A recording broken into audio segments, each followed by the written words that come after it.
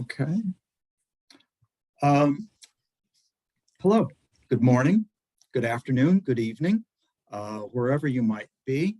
My name is Neal Pease. I'm the president of the Polish-American Historical Association, and I'm delighted to welcome you to another in a series of periodic webinars sponsored by the Polish-American Historical Association.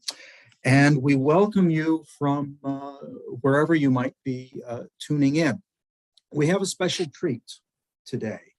It is no secret that many in our audience will have been distracted by grimmer matters happening in the vicinity of Poland, and we wish to acknowledge that. But we can all perhaps spare an hour or so for more pleasant activities. And we have a special treat today. We have an interview with Mr. Kent Washington, a resident of New Rochelle, New York, who has the distinction of having been the first American to play professional basketball, or perhaps professional sport of any variety, behind the Iron Curtain during the Cold War.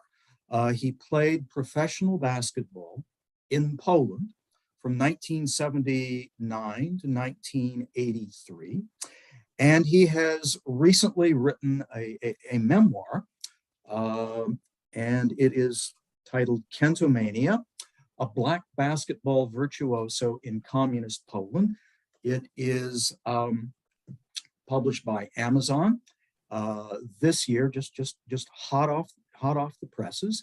And I would recommend it very highly as a memoir of a distinctive and perhaps unique sporting career, and also a glimpse at life in Poland and elsewhere in Europe back in the 1970s, 1980s.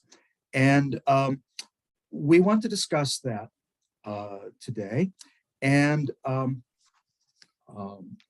I'd like to introduce members of my fellow members of the panel of questioners. What's going to happen is that we are going to conduct an interview with Mr. Washington with questions from three of us, myself included.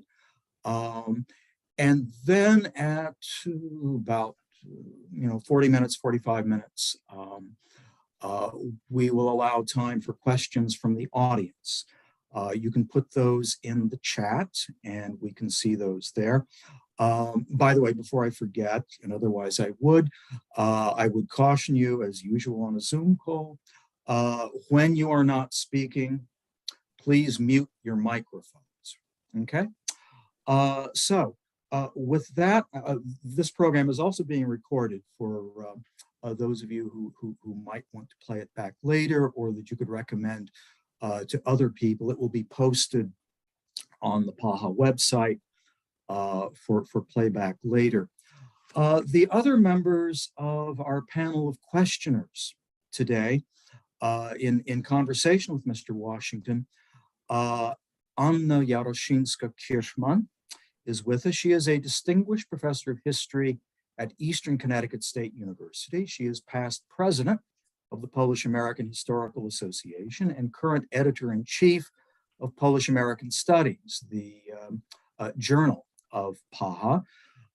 She is the recipient of PAHA's Mieczysław Heimann Award for lifetime contributions to the study of Polish Americans, and just to name one among her list of publications, her book, The Exile Mission, The Polish Political Diaspora and Polish Americans, 1939 to 1956, was the winner of the PAHA Halecki Book Award.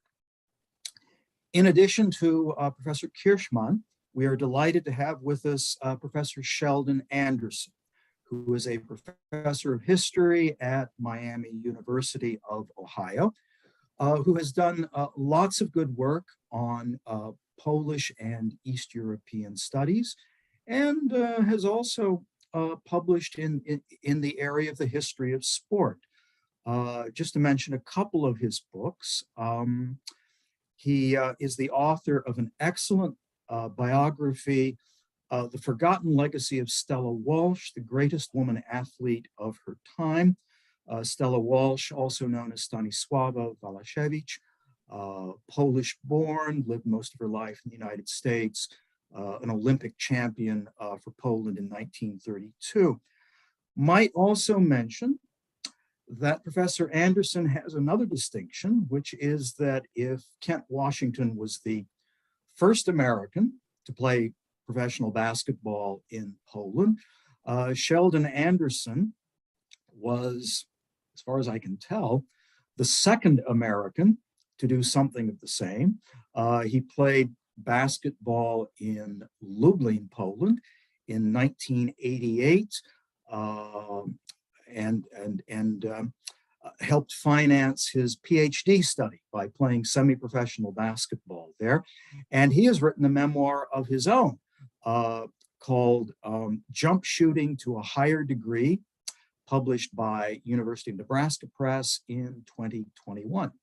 And I would highly recommend that. I just finished reading that myself, and who knows, possibly Professor Anderson and Mr. Washington can talk and compare some of their experiences. As for me, I am, as I said, the president of the Polish American Historical Association. Otherwise, my only qualification for joining in this discussion is that I was born and grew up in Lawrence, Kansas, the home of the University of Kansas, where college basketball is a religion. And the legendary basketball coach, Forrest Fogg Allen, was my family physician. And with that, we can go on. Kent Washington, it's a great pleasure to have you with us. And I'd like to start by simply asking you some very basic questions, sort of setting the scene. Okay, you're from New Rochelle, New York. You went to New Rochelle High School. You played basketball at Southampton College, which is now Stony Brook, Southampton. And then you end up going to play basketball in Poland from 1979 to 1983. How does that even happen? Just set the story for people who might say, how, Well, thanks for having me, of course. And it was an interesting journey. At Southampton College, my junior year, we went on a 20-day, 7-game basketball tour of Warsaw and Lublin, Poland. During that time, I discovered a different way of playing basketball based on their different rules that actually enhanced my game. After playing in the Lublin, the tournament, I was approached by coach trainer Zdzisław Niedziela, and he wanted me to stay and play with his team. I couldn't, of course. I had to finish my college education or else my parents would kill me. And from there, I played college ball. And then after that, I had an unsuccessful trial with a pro team, the Lakers. And I remembered that trainer Niedziela wanted me there. So I telegraphed trainer Niedziela. This is back in the late 70s. And through corresponding back and forth, I accepted their contract, and that's how I got there. 1979, January 4th, I think. Yeah, I was there in January. That was a cold, snowy day, as I recall. So you didn't make the Lakers. That's one of the most famous teams in all the world. So there's a lot of excellent players who could say the same thing. There's nothing to be ashamed of. One thing is that you might be being a little too modest here. You weren't just a player in Poland, you were clearly a big star, right? I mean, you were chosen as the most valuable player in the Polish league one year. You won, you were a star for a team that won the Polish Cup in 1983. And this is kind of summarized in the title of the book itself, and it's I'll just show it again, Kentomania, which became a sort of catchphrase in Poland. Tell us how that came about, and clearly you had an impact when you went to Poland that just went beyond the sort of numbers that you would see in a box score, right? Yes, yes, it did. So in college, I realized when we were there that the crowd really liked my skill set. I have a very imaginative style of playing basketball. And so I knew when I went back that the crowd appreciated that type of basketball. What I had to deal with was, does my style work with the Polish player? So I had to assimilate my skill set with the playing style of my Polish teammates. And it worked. It worked effectively. Thanks to trainer Neal, who I think was a visionary, that really took a gamble because there was a lot to lose. I may not have liked Poland. I could have left. I may not have liked the rules, the culture, but through him and through my teammates, it worked, and we played very, very well. And the Kentomania part came after a couple of weeks of playing. I didn't realize the chaos with the ticket sales that came. I just thought there were long lines every game. I didn't know better. It was my first time there. So as ticket sales began to rise and the demand was unbelievable, we would have 6,000 or 7,000 fans waiting for a game in a hall that sat maybe 3,000 if you stuffed people in there. So they were turning folks away, and then it started with the ticket scalping and all kinds of craziness. And one of the journalists kind of named it Kentomania because it was crowds were in every city. Tickets were sold out very, very quickly. I don't know if the price rose. I don't know. Then there were a lot of photos of me being sold, and it became crazy. So that's where the Kentomania came from. Okay.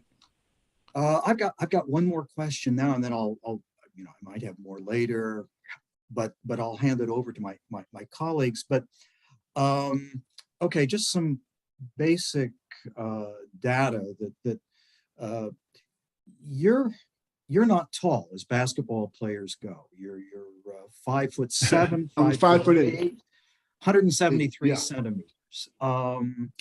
And if I look at the statistics, it looks as though in the Polish league you averaged about 19 points per game.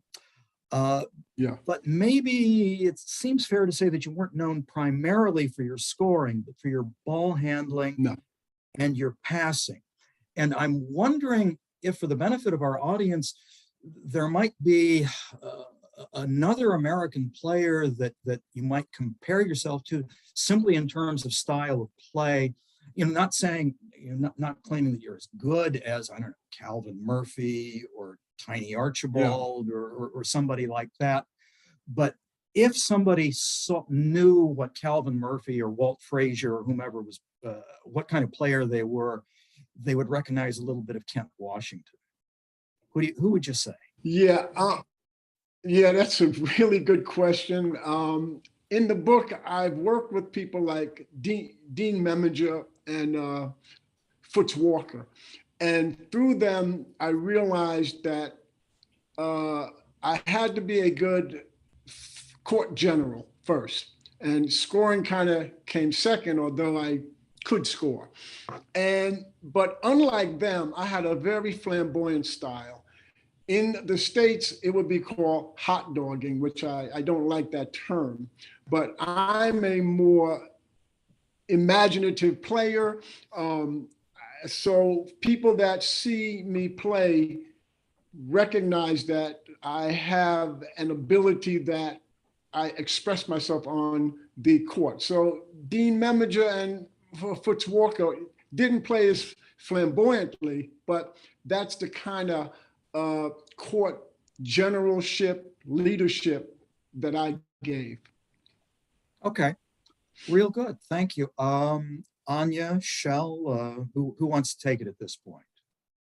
Well, since I have some more general questions, maybe we can talk a little bit. I have to say that I really enjoyed reading the book, and I was telling that to Kent before, because I approached it not only as a historian, but perhaps primarily as somebody who was born and raised in Lublin. And I was in Lublin at the time when Kent was a star at start, because I immigrated to the United States in the late 1980s. And I was aware of Kentomania, but I have never seen him play, which I greatly regret right now. My brother did. I must say that what struck me the most is how honest and authentic the voice of Kent as a narrator was. And what I enjoyed was looking at Lublin through the eyes of somebody from the outside. And one has to admit, 1970s, late 1970s, early 1980s was a very specific time period in Poland, economically, socially, politically, obviously, too. Some of the details that Ken described really took me back. The look of the streets, the change money offers in the streets, the warm Coke. Oh my God, the warm Coke. That brought it back. The description of locker room facilities, stores, Hotel Victoria in Lublin, which was the only decent hotel in Lublin at that time, and the attitude of załatwianie, arranging things, taking care of things. So my first question is, all these recollections are so accurate and just as I myself remember life back then. Have you kept any kind of diary? Have you recorded these things? Did you, while working on your memoir, use perhaps letters that you wrote to your family? Or was it such a huge culture shock that it made such an impact that you just remembered all these details? That's a great question. As I started to write this book, I had a Polish friend of mine translate a lot of my old articles. And as we were going through them, my memory became vivid. And I remembered every single thing to the accuracy that I wrote it. And there was such an impact on my life that I will never forget it. The problem was to articulate it so that the Polish reader thought it was also authentic. And that was my point. So I did it all from memory, but the articles, and I have a lot of like pictures here, brought everything back. And my wife knows everything because I talk about of Poland ad nauseum here. So she knows, and even she would say, don't forget that story about you buying like Gofri or Lodi, you know, something like. I said, oh yeah, that's right, yeah, on the street corner. So everything was so. It had really like manifested itself in me, and when I started looking at articles and photos, it just all came out.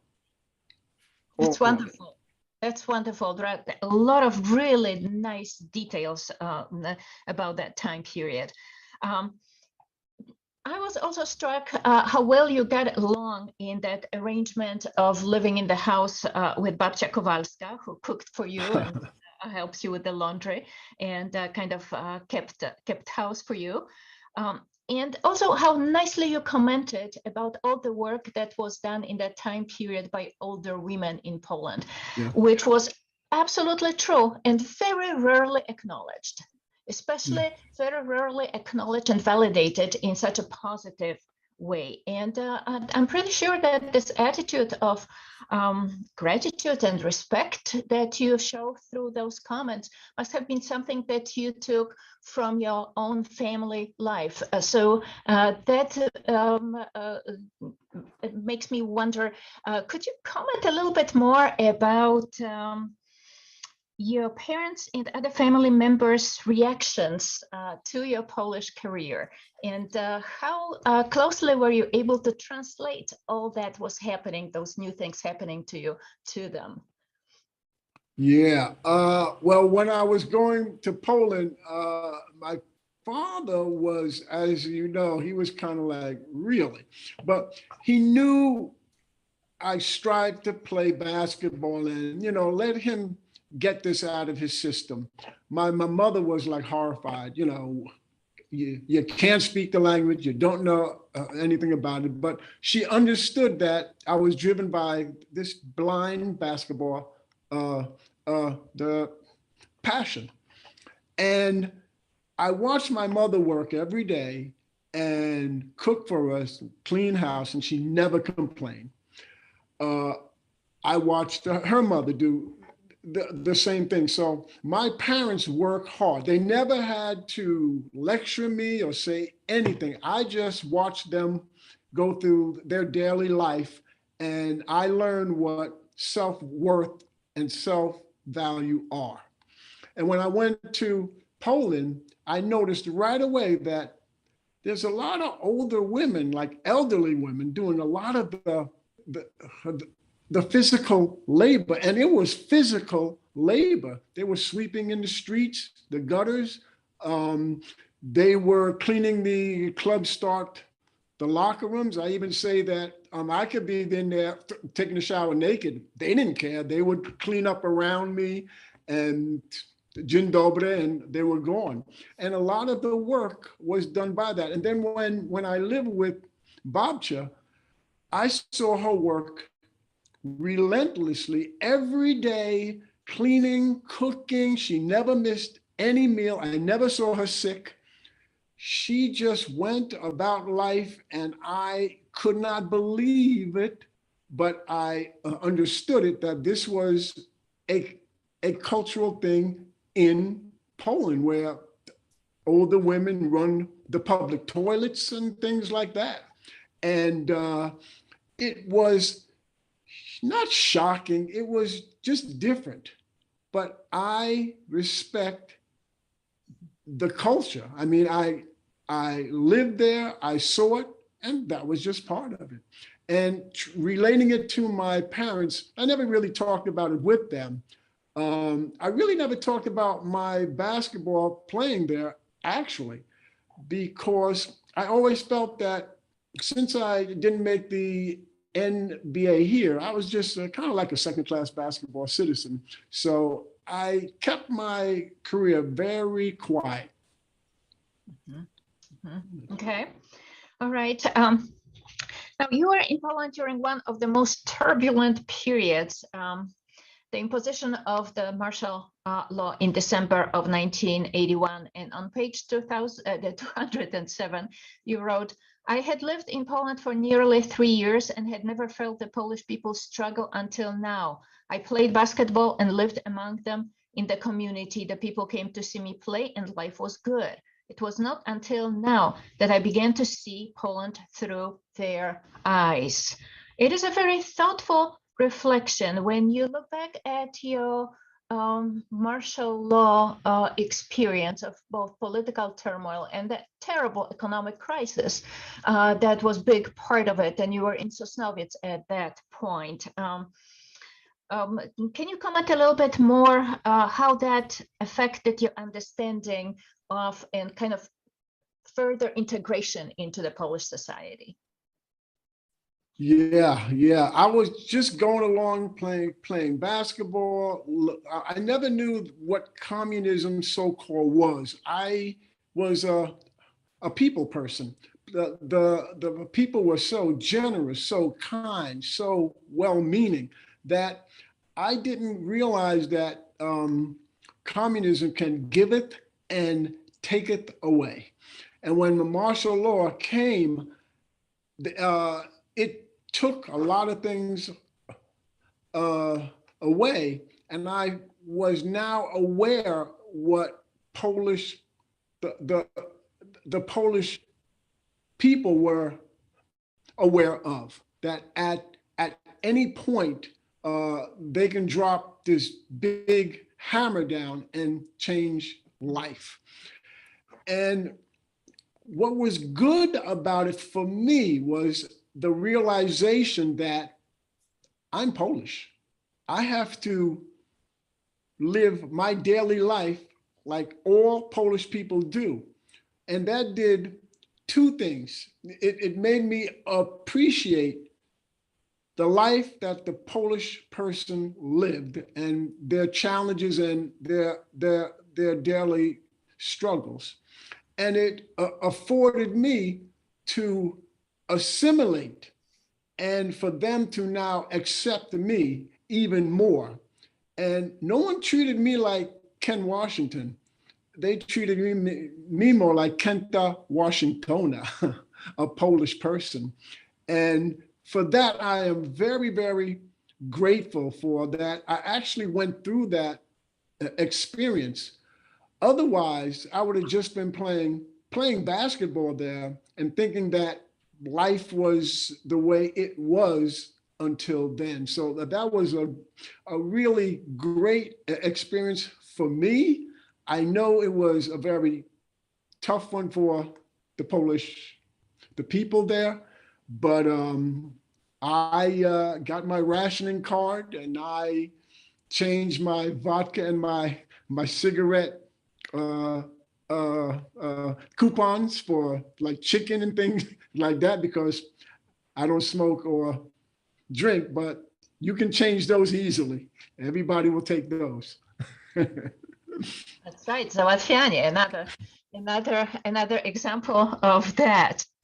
It's really nice to hear when you say that, that further to integration, that you felt Polish and so on.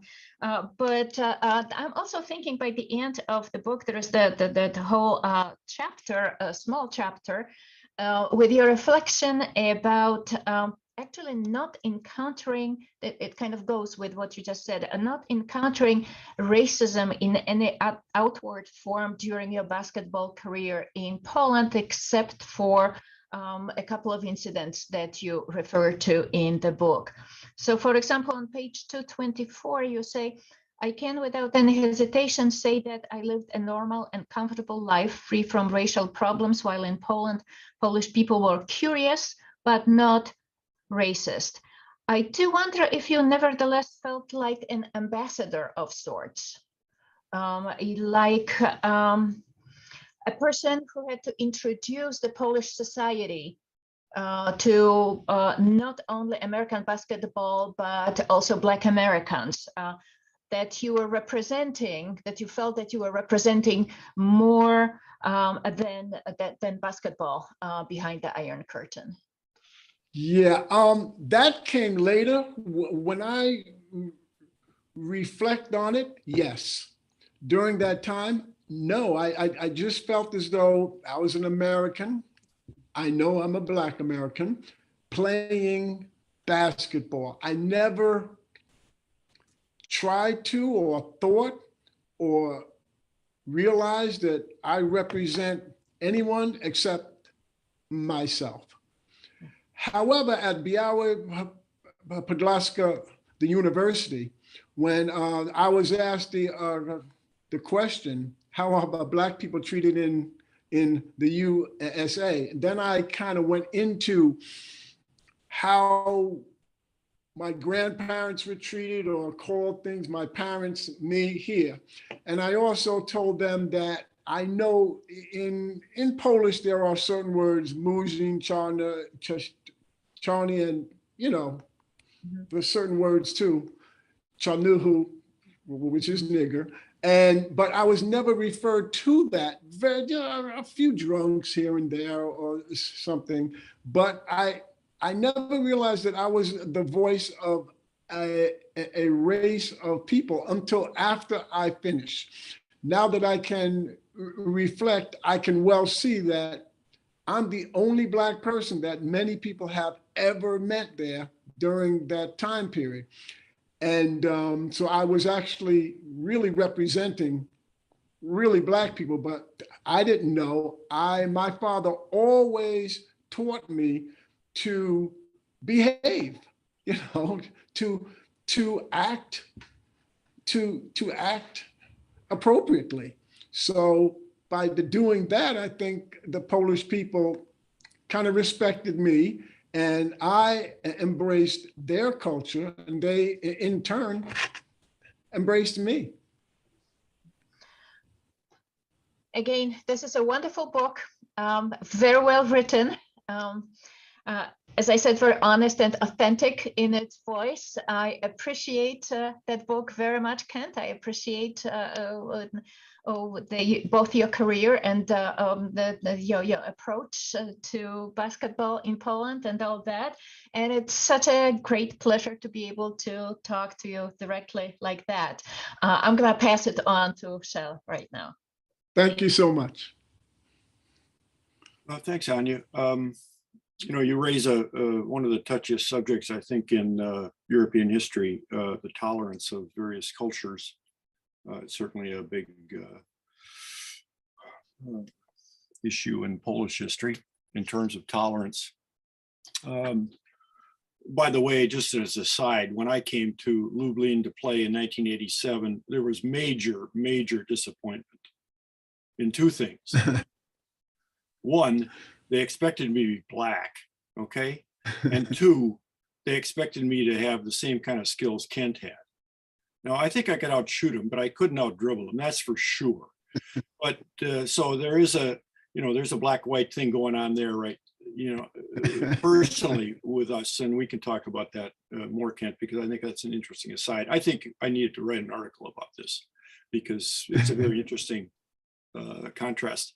But I played in Germany, and I played with a lot of Black guys there, and Germans are not necessarily, you wouldn't put, I think, a word association, Germans tolerant. Interesting now, I think there's an evolution in Germany, and you would say that, right, about the Germans and taking Syrian refugees and whatnot. But we know the German history. And there was one Black guy I played for, and we went to Yugoslavia once, and I think you mentioned some of this stuff, Kent, in yours, that the kids came up to him and started rubbing his skin. Yeah. You know, you mentioned a 2-year-old biting you as though you were chocolate. And and my friend Tom Norbert, he go, "What are they doing?" I said, "Tom, they've never seen one of you before."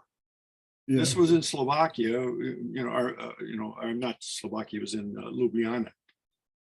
Yeah, Slovakia. And anyway, they didn't, Slovenia, excuse me. They didn't see him. So I think the tolerance that you saw there, Kent, and you can reflect on this, was because, first of all, you're a good person, yes. And I think that's most important. You integrated, you lived like they did. You didn't go to the PEVEX every day. No. You know, you lived like they did. So that's part of it. You tried to learn the language. You did learn the language. And so, but, you know, Black people, that wasn't a focus of any prejudice. And I never saw that in Germany with the Black guys there either. No, no, no. I was accepted as a basketball player, teammates, town. I mean, of course, being Black draws attention. You're a novelty. They, but once they realize that you're a human being, a person, and that you're the basketball part kind of took the novelty of being just Black away. Now I'm a basketball star, so that I was never approached, and plus the first part, I had a translator with me. So if people wanted to know who I was and speak, he was always there. But I was so comfortable there. I never felt any animosity as far as me being Black at all. Yeah. Just curiosity. That's it. No, I think the same. The Black guys I played with in Germany never confronted any kind of racism that I saw. No. Occasionally, like you said, a couple of tries in there. I think it's interesting what you talk about in terms of women and the hardworking women. I think that was one of the big contradictions in communist propaganda, that women were equal, but women were doing all the housework, doing all the child rearing. As far as I know, Neal knows better than I do. I don't think there's ever been a leader of a communist country that's been a woman.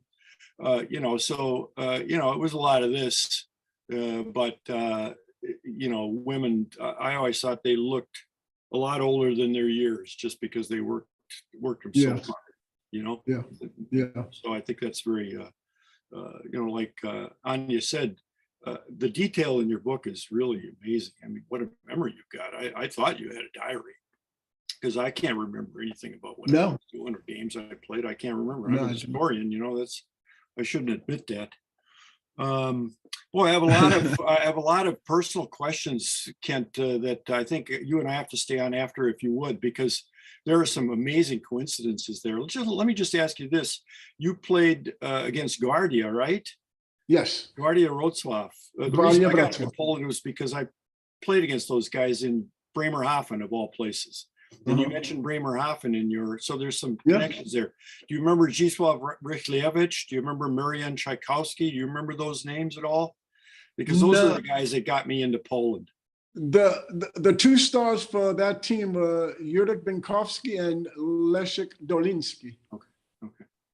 Those are the two that I remember because they were the stars. And they were Marian and Zdzisław, they played for Guardia. That's a police club, right? Yes. And I remember the first practice I went with those guys. They said, those guys over there, those three guys are communists. We're not. We're going to play 3-on-3, and we're going to beat them. And it was an interesting transition of being a basketball player into some kind of political, struggle. We won.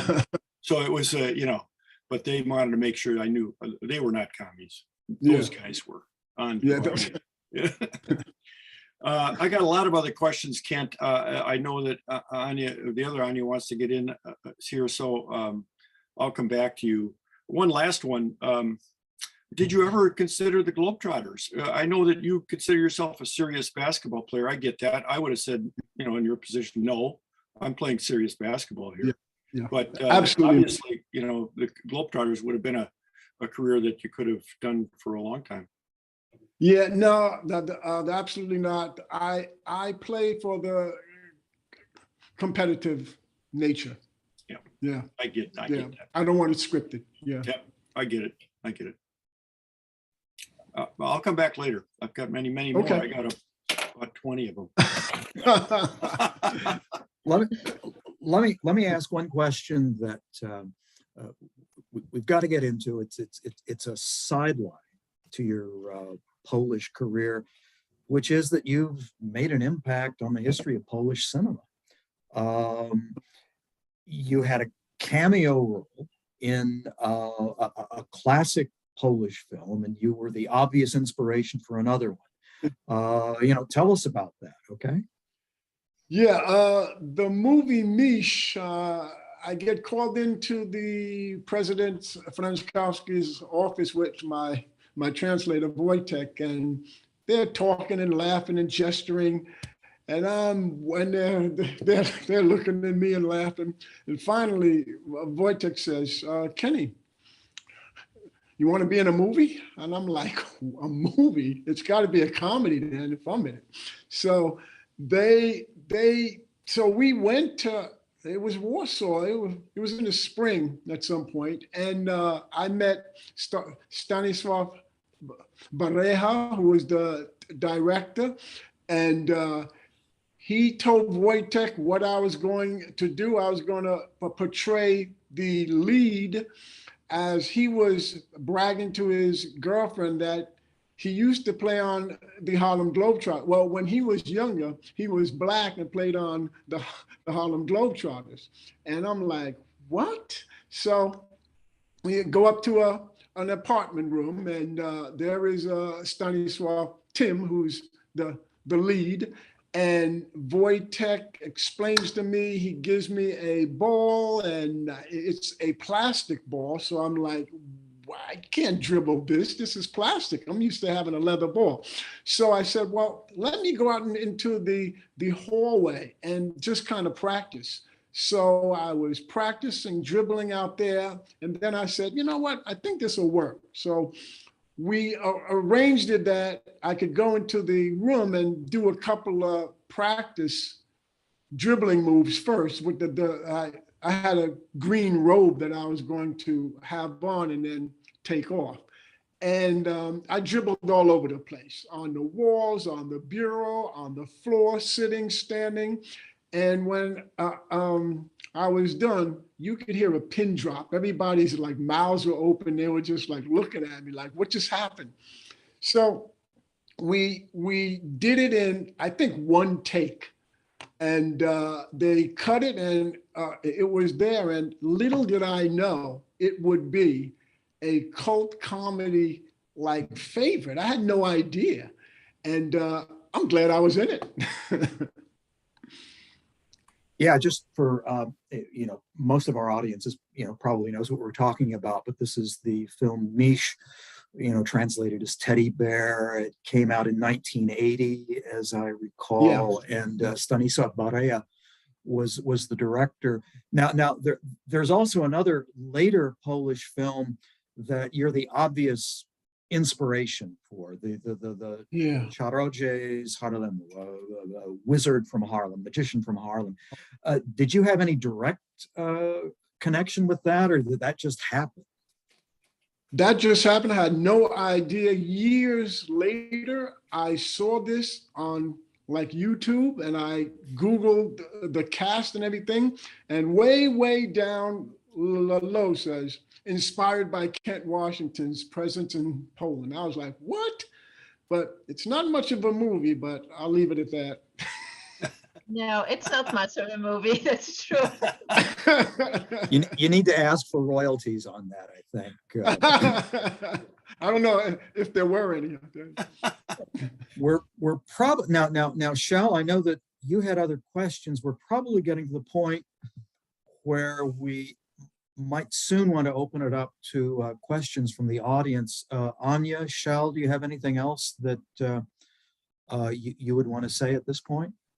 I have one question, because he's such a ball handler. Were the balls plastic, Kent? No, the balls we played with were Nikasa, and they were really good balls. So I was very happy with that. So I had no trouble there. The only thing I did, and I mentioned, is every single gym, I used to go out early, and I used to dribble around the entire floor searching for dead spots, because there were a lot of dead spots. So I took a lot of time searching for the dead spots. So I tried to stay away from that. You're an artist. I was very meticulous about playing basketball. You're an artist. That was your canvas. The court was your canvas. That is connected to another question I had, because I was absolutely shocked at how much you played basketball, not during games, but outside of the games. I mean, the practice in the morning, then another practice in the afternoon, then a game, and then you would always come early to practice by yourself. That was quite grueling. Why did you do that? Yeah, well, the first third of the book really tells the reader that I have a pretty obsessive relationship with basketball. It was bordering unhealthy. I couldn't stop practicing or thinking about it. And it continued in college, and it continued in Poland as well. I told Wojtek that I can get to the gym because I have to be there earlier so I can get my extra practice. And it just manifests itself. I can't really articulate why. It's kind of like I'm addicted to practicing basketball because I know that preparation and practice equals performance. And knowing that, I have to do that so I can perform at top level. So I had a sickness, I could not stop practicing basketball, but I enjoyed it. We're definitely driven, passionate. Passionate is the word, I think. Yes. Kent, do you remember what Allen Iverson said? Probably it doesn't apply to you, right? Remember what he said, Allen Iverson, about practice? Yes. Practice? No, games, man. Yeah. Practice. Practice. I'm amazed by it too. You're a nut. Yes, that was that. So, I mean, I tried to drive that through, in the book, that my youth enabled me to deal with Poland's challenges because I was blinded by basketball. So any challenge, any cultural challenge didn't bother me. Yeah. And I realized that through basketball, I could get through it. And that's why I have to give trainer Nigella a lot of credit because this experiment could have gone wrong quickly. Any Black person hearing Kente chanted, they may have left, I mean, and the rules were vastly different back then. And a lot of players, Black or white, would have just left. So I think that my passion and trainer Nigella's insight and his vision to have me play with his team and have it collaborate was, I guess, almost genius. And we are tied at the hip, with this. I think I reflect saying that this could have gone wrong, but thank goodness the experiment worked. Do you think you had impact on other Polish players, professional players? Did they pick up some of your style? Did they credit any changes that they might have introduced to the style of your playing? Wow, I don't know. That's a question for them. Would they ever admit that? I don't know. I know that I was invited to the national team camp by trainer Swiatek for my basketball work ethic and skill to kind of rub off on the national team. That was his idea of being around me. They would see how hard I worked and my skills and my ball handling drills, and they would also want to be like me, I guess. But I loved, that was a great week. I almost fell off a cliff, but that was a great week. Yeah. Maybe it's time at this point to, if there if there's any time at the end, the panel can ask more questions, but maybe it's time to open it up to the audience. We have had a few questions come in on chat, and you can continue to put questions on chat if you like, and we'll relay them to Kent. Carl Kalenda has asked a number of questions, some of which we've touched on, but maybe if you would want to add anything, where are you now? Well, we know you're in New Rochelle, New York, outside of the city. What are you doing? To what degree do you speak Polish? Okay. Did you develop a taste for Polish cooking? Okay. Mm-hmm. And things about your family, if there's anything else you would want to add about. Okay. I'm 67 years old. I'm retired from basketball and education. I love retirement. I have a daughter that's 30 years old. She lives in Holland now. Her name is Kelly, Kehli. I'm married to a Swedish woman, Susanne, and she works. She's a little bit younger than I am.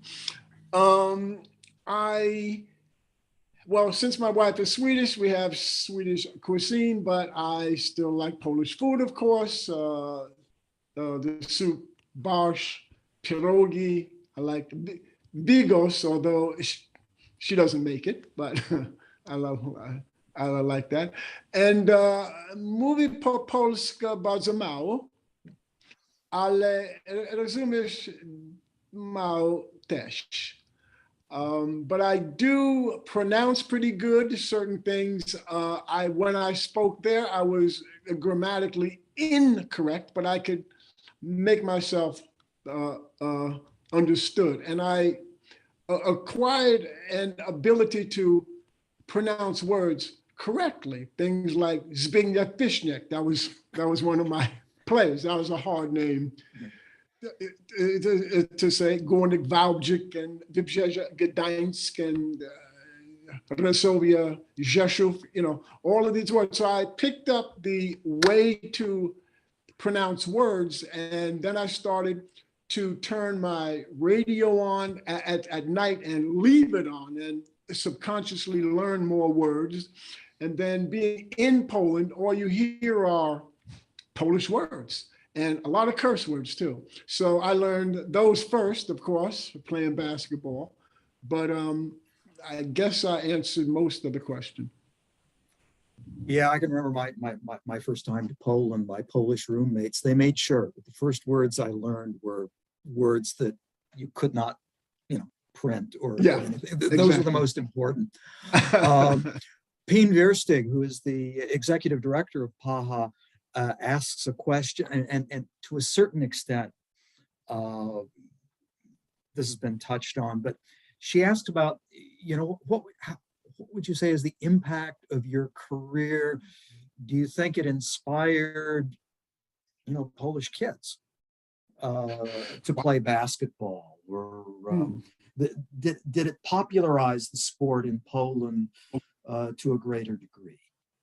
Yes, I don't know about the kids. I can't speak for that, but there was, with Kentomania, brought a new type of spectator.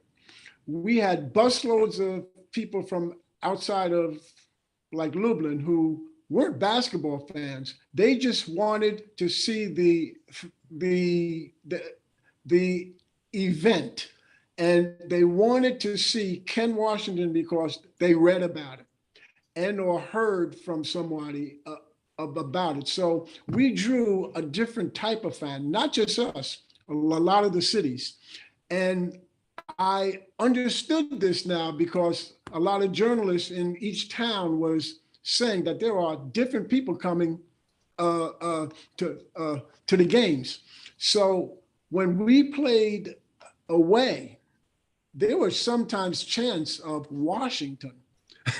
And it was unusual because the hometown fan was being out-chanted by just basketball fans of mine. So we never felt sometimes truly away. And it was kind of weird, but I kind of see it now as the kind of humbly, the Tiger Woods effect, where people who aren't golf fans watch golf just to watch Tiger. So people who weren't really like basketball fans just came to watch this kind of phenomena, Ken Washington play. So I brought that kind of popularity. I don't know if more kids started playing basketball. I wouldn't dare say that. Yeah. Following up on that, did you sense any resentment at all from teammates or other, opposing Polish players? Oh, here's this American, he's the big star and he's muscling in on our thing. Was there anything like that? Retrospectively, I read a couple of articles, and Zbigniew Biszny was a guard who played with us, was asked whether he liked me being there, and he said it was great because we made more money with more fans and more popularity. So our teammates didn't see Kenny as a problem. He helped popularize basketball. We sold a lot more tickets. Incentive bonuses were higher. Now, opponents, I know that Kievsky wasn't crazy about me at first. He was the star guard for the national team, a great player, Evgeny Kievsky. He had said to a reporter that Kenny Washington's no big deal. There's tons of players like him in the USA. And he's right. There are better players in the USA. But he did show a side of himself. And me and him faced off a lot of times, and he's a great player. But we learned to like each other more at the national team camp. That's where we could kind of talk and kind of get to work through things. Other players, I never felt any animosity from them, but who knows what's going on inside somebody's head. Sure. I'll continue to invite questions from the audience, and perhaps Professor Kirchmann or Professor Anderson would have some other things that they'd want to try to get in. I just have one more that I'd kind of like to get on the table, and you've sort of addressed this, but many times in interviews and in the book, you say, my years in Poland, your years in Poland, were the most important period of your life. And also kind of a poignant idea, and you sort of touched on it, that you didn't realize that there was anything historic or groundbreaking about your career until somebody reached out to you and made this point and said, hey, you've got to tell this story. Could you amplify on that? Because I think those are two of the points that come out of the book that stick most with the reader or have the most impact. Yes. Yeah, I had no idea. I was just playing basketball. I mean, who knew? Everybody thought I was crazy. You're going to Poland? Like, are you like out of your mind? You got an agent? I'm like, who's going to represent me going to Poland? So it was something that I was doing to fulfill my passion solely, playing basketball. I didn't care where it was. And at the age of 65, Dorota O. Eglund, who's a Polish-Norwegian journalist, we contacted each, and she asked me, do I realize what a legendary figure I am abroad in Poland? I said, legendary? No. I mean, really? She said, yeah. She said, does like New Rochelle know that this is historical? What you did is historical. And then I went, I never even thought about it. She said, yeah. She said, Mish is a historical film. You were the first American. And I started to think about it, and she encouraged me, you need to write this down. You need to write your story down. So I began to write the Polish part first. And when I was done, I said, well, this didn't happen in a vacuum.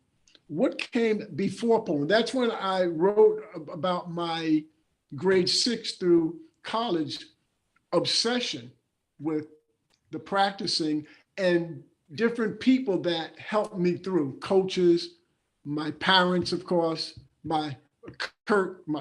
was a tremendous influence. Kurt Washington, my older brother, Coach Lezak, tremendous influence. So through somebody else telling me that this was historical, awakened the author in me that I never knew I even had. Okay. We do have another question, and Larry Romance from the Washington, D.C. area, and I'll just interject a personal note here. Larry and I studied in Poland together back in the early 70s, and we used to argue hoops, Kansas against University of Minnesota. But Larry asks, did any of your family, from the States come to see you play in Poland or Sweden, wherever? No, Larry needs to read the book. It's in the book, Larry. No, I mean, Poland, absolutely not. Sweden, no. My parents, old school, they don't travel. You're at that time, you're a typical Black American middle-class parents. They just work for a living. That's all they do. They get their 2 weeks of vacation and we go to Maine or Virginia Beach, to do something. So they had no idea, except through the articles I sent, which they couldn't read anyway, of my impact in Poland or in Sweden as well. I had a tremendous impact in Sweden as well. It just wasn't historical, but they had no idea. When my mother read this book, she was like, who are you? She had no idea.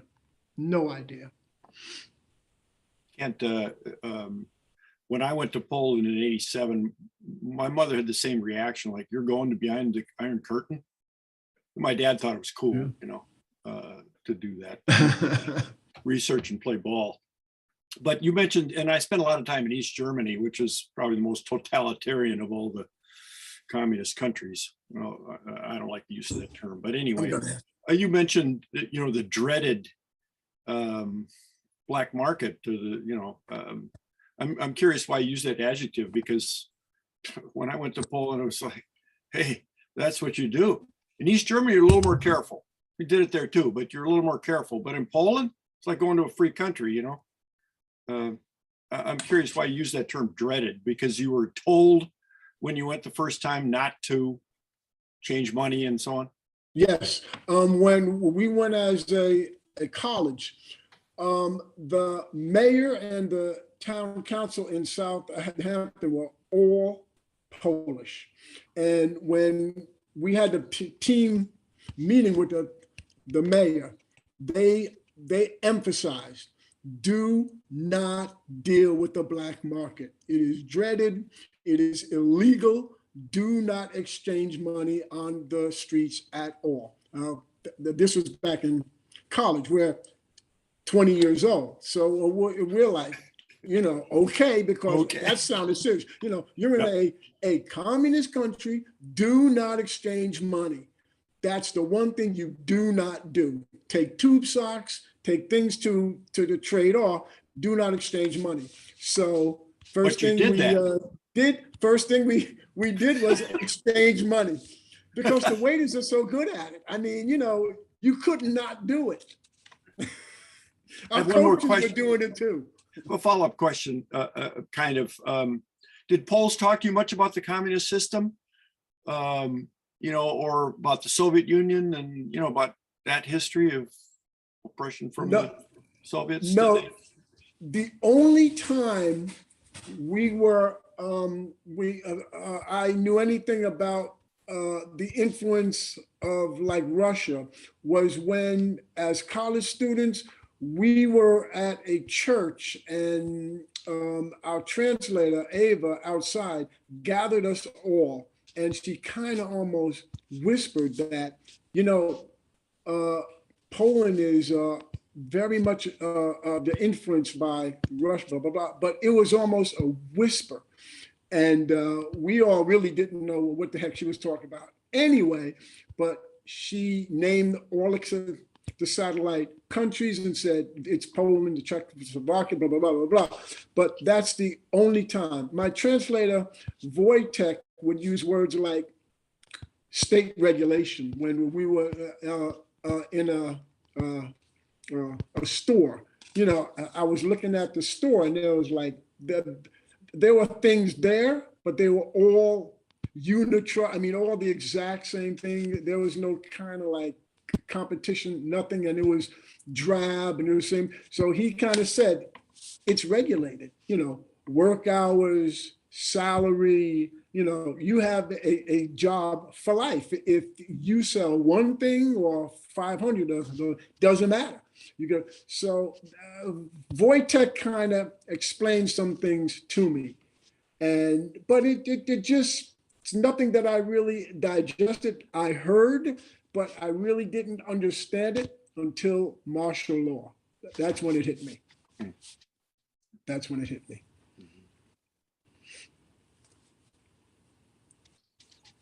Neal, you need to unmute yourself. Yeah, I do need to unmute myself, yes. We scheduled these for an hour and we don't want to try people's Zoom tolerance. We're into overtime already. Okay. Just wondering if there is anything any parting words that you'd like to share with us that, you know, answer a question that you wish we'd asked. Well, the reason I wrote Kentomania was it was mainly aimed at the Polish reader, really. I wanted the Polish reader of any generation to see Poland through my eyes, and that I wanted the message was that we embraced each other, that communism is not an indictment on the people that lived there. They're people and they were kind and loving and considerate, concerned. So I wanted my book to bring that out, and I've gotten a lot of feedback of people saying that, you know, it was a dark time, but you didn't look at it that way. And that's because, one, I wasn't Polish, and two, when I did, I saw it as an experience that was everlasting.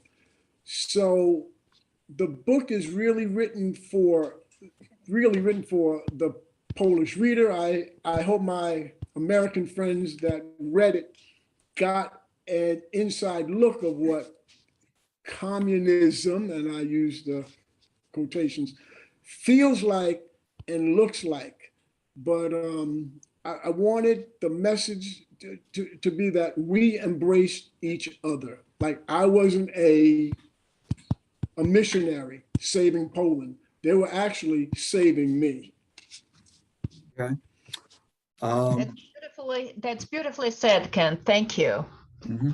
Thank you. Book again, Kent Washington's memoir, Kentomania, a Black Basketball Virtuoso in Communist Poland, published by Amazon, available online. I think I can speak for those of us who have read the book that we liked it a lot. We think it's a very valuable edition. It tells us a lot about sport. It tells us a lot about Polish life back then, and it tells a very human story as well. And it can be recommended on a lot of levels. You know, it's been an honor having you as our guest, and we wish you all the best in the future, and a pleasant, happy, fulfilling relocation. And thanks to Professors Anderson and Kirchmann and our entire audience. And we wish everybody a pleasant weekend, and we will be seeing you in the future as well. Thank you very much. Kent, could you stay on for a second?